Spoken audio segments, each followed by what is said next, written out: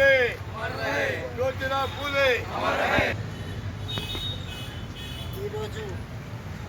महात्मा ज्योतिराव फूले जयंती संदर्भంగా సదాశివపేట పట్టణంలో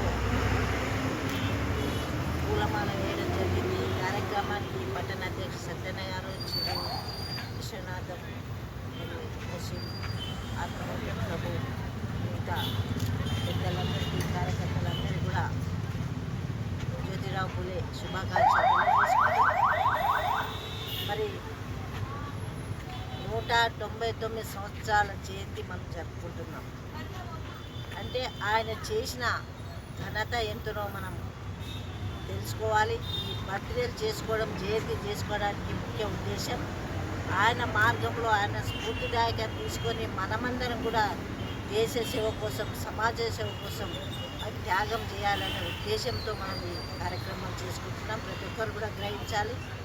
ఆయన తక్కువ కులంలో పుట్టి కూడా మరి అందరికీ కూడా న్యాయం చేసే విధంగా ఈరోజు నేను ఈ విధంగా మాట్లాడుతున్నా అంటే ఆయన చేసిన త్యాగమే. మహిళలను కూడా బయటికి తీసుకొచ్చి వాళ్ళకి చదువు చెప్పియాలి, వాళ్ళు కూడా సమాజంలో ఒక మనుషులే, వాళ్ళకు కూడా తెలివి ఉన్నదని చెప్పి ఆ రోజు ఆయన చేసిన ఉద్యమం వల్ల ఈరోజు నేను ఈ విధంగా ఉన్నాము. ఈ దేశంలో ప్రజలు మహిళలందరూ సంతోషం ఉందంటే ఆయన చేసిన త్యాగమే. అలాగే ప్రతి కులం అందరి కూడా హిందూ ముస్లిం మనకుండా అనవారంగా వర్గాలకు కూడా ఆయన మేలు చేసిన వ్యక్తి. ఆయన మరి చిన్నప్పటి నుంచే చదువుకోవాలనే ఉద్దేశంతో ఉండే ఆ రోజులో చదువు అనేది కూడా చాలా గణనీయం, అంటే చెప్పలేనంత వ్యవస్థ వేరేగా ఉండే. పెద్ద కులాలు మరి చిన్న కులాలను రానియకుండా, ముట్టనీయకుండా, అంటనాంతరం ఉంటుంది.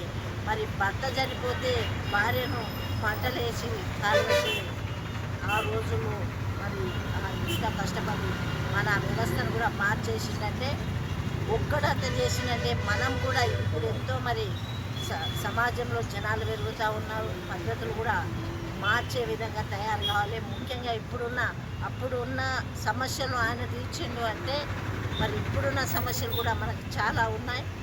ఎట్లా అంటే వరకట్నం కానివ్వండి, లేకపోతే అత్యాచారాలు కానివ్వండి, ఆత్మహత్యలు చేసుకోండి, ఇవన్నీ కూడా మరి చేసుకోకుండా ఉండాలి. ఆయన చూసిన మార్గంలో మనం అందరం నడుద్దాం. ఆయనను ఎప్పుడు కూడా మనం ఒక గురువులాగా, ఒక దేవునిలాగా మనం ఆరాధిస్తున్నాం. మనలాంటి మనిషి అంత ఎదిగిందంటే ఆయన చేసిన కష్టం ఏంటో మనందరికీ తెలుసు. ఇప్పుడు అరిచేతిలోనే పైకుంటం చూస్తున్నాం, ఫోన్లు అందరి దగ్గర ఉంటున్నాయి. ఒకసారి చరిత్ర చదవండి, వినండి. ఇప్పుడు చదివే ఓపికలు లేవు. ఫోన్లో ప్రతి ఒక్కరు కూడా వినండి, మరి తరించండి. ఆయన మార్గంలో మన అందరం నడుద్దామని